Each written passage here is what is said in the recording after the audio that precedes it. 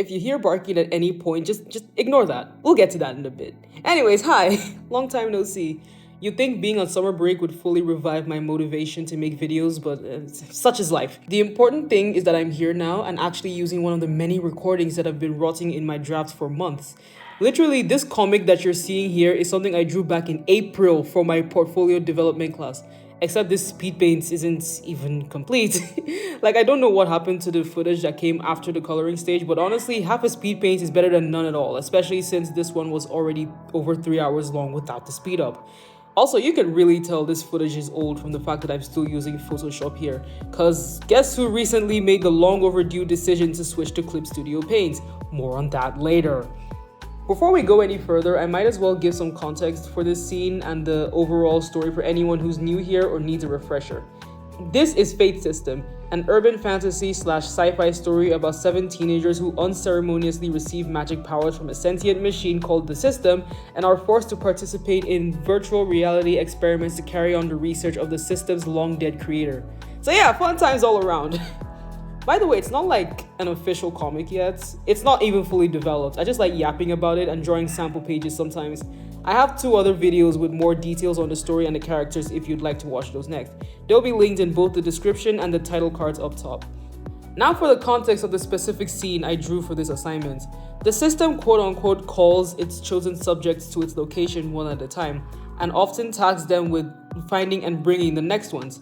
This is the scene where Benny and Jay, the purple and blue ones respectively, had to bring in Marenike, the one in red, and explain why she was there. For obvious reasons, Marenike didn't like the idea of being experimented on, so she tried to leave. But like a lot of men, the system doesn't take no for an answer. Once it chooses a subject, it links itself to their very soul and keeps an iron grip, hence why it's able to pull Marenike back the way it does here. And her further attempts at declining almost led to her soul being ripped out of her body, so she eventually had to give in. Long story short, all of them are phenomenally screwed. By the way, this isn't the only Fate System art I drew for that class. Since my teacher encouraged us to use that class to expand our stories, I also did expression sheets, a turnaround, and 2 posters. The one with all the MCs also had its speed paints recorded, it's just that I had a weird habit of stopping the recording whenever I got to a long trial and error segment. And there were a lot of trial and error segments. So if I finally get around to posting it, don't be surprised when there are a lot of random jump cuts and such. As for the poster with the candles, I want to yap about that real quick since I realized I didn't really do that in the other videos. Also, like many other ideas in this story, this is not fully fleshed out and therefore subject to change. So one of the important elements of this story is souls. When the main characters pledge into the system, their souls are altered in a way that makes it so that they can die and be resurrected up to 3 times. In the time before said resurrection, their soul is brought back to the system's control room to quote-unquote rest on its designated candle until the carrier's body is in better condition. Chayo's candle, being the only one whose flame is out, was primarily done to look cool. Rule of cool is the main reason for the candle's existence in the first place, but in story, a missing flame would be an indication that the subject is alive again.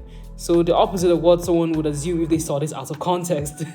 As for the header of Choose Your Adventure with choose crossed out, it's a reference to how Fate System also has the theme of, well, fate. Again, the system is extremely strict and has specific expectations with a lot of the experiments. So one way or another, it will force the subjects to carry out those expectations whether they like it or not. I also have the idea of making it so that the system can basically predict the future, so regardless of how much strong arming it takes, it already knows exactly how things are going to end. I don't know, again, this story is not fully developed, so I have a lot of ideas that I still need to settle on.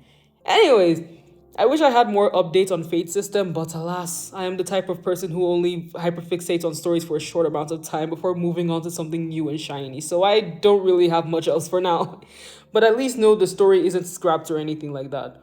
While we're still here, I might as well give a few life updates. One, like I mentioned before, I've officially switched to using Clip Studio Paint.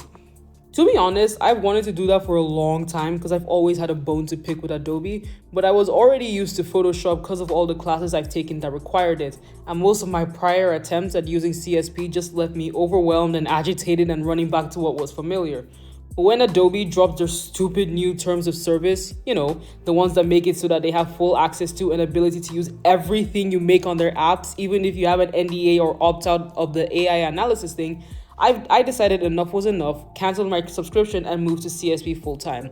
Adjusting to the change, especially in muscle memory, was hard and all, but I've gotten the hang of it now. And the automatic time-lapse feature is so convenient considering how uncooperative OBS has been lately. Anyways, who wants to be invited to the Adobe downfall party?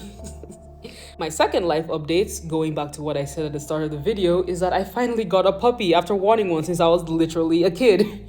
I originally thought of making a dedicated video on the topic, but right now I cannot be bothered. Anyways, he's a 4-month-old Lhasa Apso named Robin, and I love him dearly, even though I had a horrendous case of puppy blues a short while ago and genuinely considered returning him after just 2 weeks of having him. I'm not going to, obviously, but I was just really overwhelmed.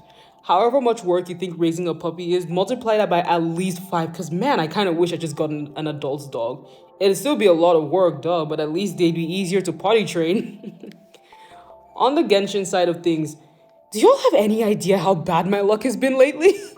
I used to be notorious for winning multiple 50-50s in a row, but these days I just get humbled time and time again by having to hit soft pity just to lose. I saved over 100 wishes for Linny just to lose to Dea and had to keep trying for a week or two to finally get Linny. I wanted Arlecchino too, but I didn't have enough time, so I gave up to wish for Wanderer instead. But then I lost to Kuching again at high pity. So I eventually gave up on Wanderer 2 and decided to save for Cloren instead. And she was a little kinder to me because I got Signaria right after her, which, yeah, was another 50-50 loss, but at least it was an easy guarantee. The thing is, now I'm holding that guarantee in a death grip because I really want to put it to good use, but I'm not sure who for. My first thought was Risley, since word on the streets is that his rerun is coming soon and I really like his playstyle, cough cough, Ayaka and Hazelmane. But there are also rumors of Yelan's rerun and I really like her too. Not to mention Farina's currently rerunning and part of me wants to go back to my Archon collecting days. I also consider Siegeween primarily because of how cute she is, but honestly I can do without her. I already have Kokomi.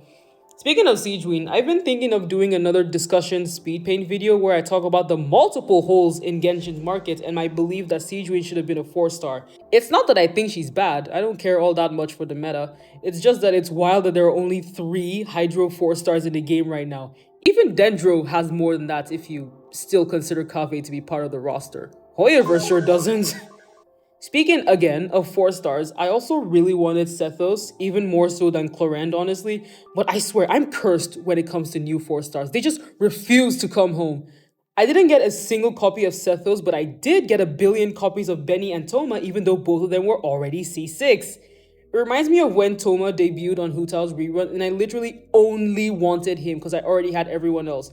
But instead, I got all 6 of Sayu's constellations and 2 of Hu Tao's. Which, I mean, yeah, that's cool and all, but, huh?